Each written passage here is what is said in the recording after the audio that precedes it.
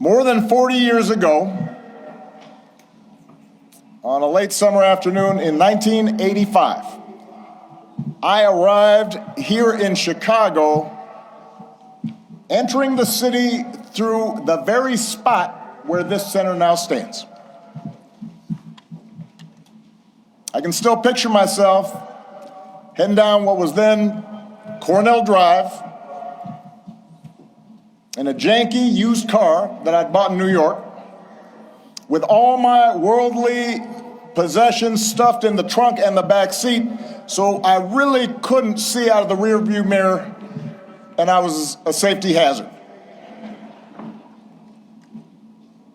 And I was 23 years old.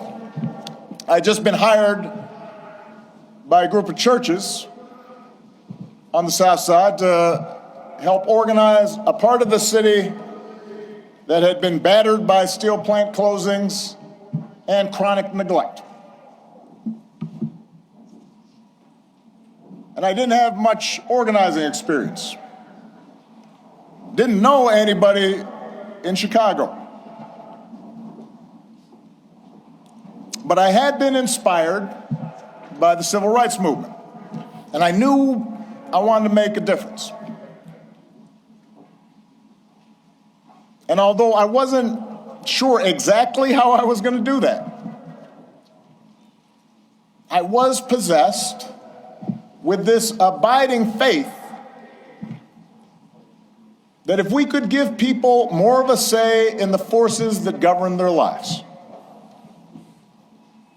if we could bridge some of the differences that drove us apart, then we could build an America where everyone counts and everyone has a fair shot and everyone belongs. Even a mixed-race kid with a weird backstory and a name nobody could pronounce.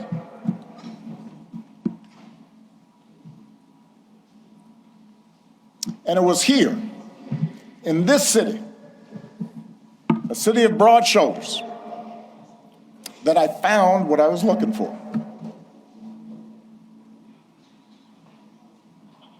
Day by day, block by block, I got to know the people who lived here, their hopes, their dreams, their tragedies and their triumphs. I witnessed their resilience in the face of hardship and the quiet heroism of a single mom raising her kids and sending them to college on a secretary's salary, or the priest electing to stay in the city and open his doors to at-risk youth, even as most of his flock had fled to the suburbs. I learned that leadership has less to do with titles or rank or chasing attention than with helping others find their voice, reaching their potential, and sitting around people's kitchen tables or on their back porches, spending time in church basements, in barbershops. I was reminded that everyone has a story to tell if you just care to listen. Sacred stories, full of courage and humor and grace, and that each of those stories in some way connected to my own.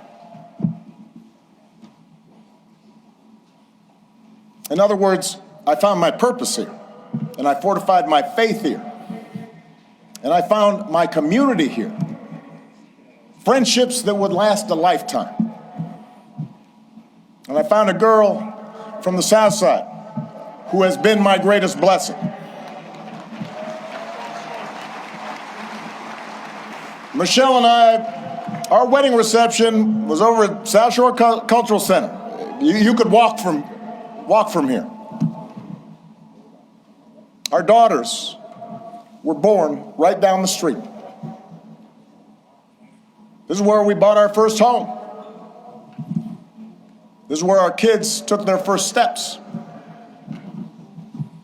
This is where I launched my candidacy for the Illinois State Senate over at the Ramada Inn on Lakeshore Drive, serving pretzels and soda,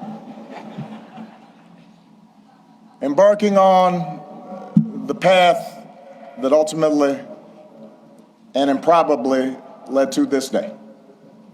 So, for me, this center could not be anyplace else. It's an expression of thanks, an acknowledgement that so much of what I hold most dear I owe to the people of this city and the people of these surrounding neighborhoods.